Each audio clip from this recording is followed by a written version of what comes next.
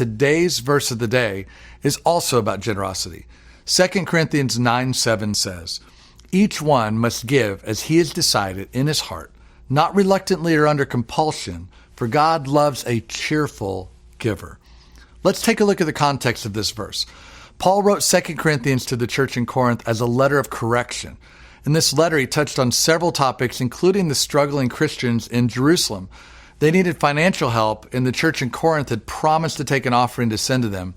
But a year later, when Paul wrote this letter, they still hadn't sent help.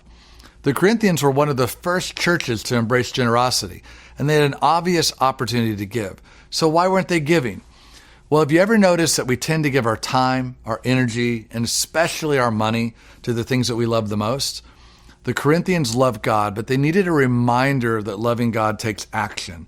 And not just action, a cheerful action.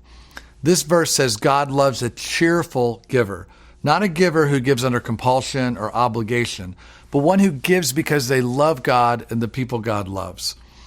When you're led by a love for God, you'll start to see lots of opportunities to spread that love through cheerful generosity. But in this particular passage, Paul was telling the Corinthians specifically not to wait to give financially. Today, I invite you to take a look at the way you spend or invest your money and how it reflects what you love. No matter what your income looks like, do your finances reflect the sort of cheerful generosity Paul is talking about? And if not, what do you need to change today to make giving a priority in your life?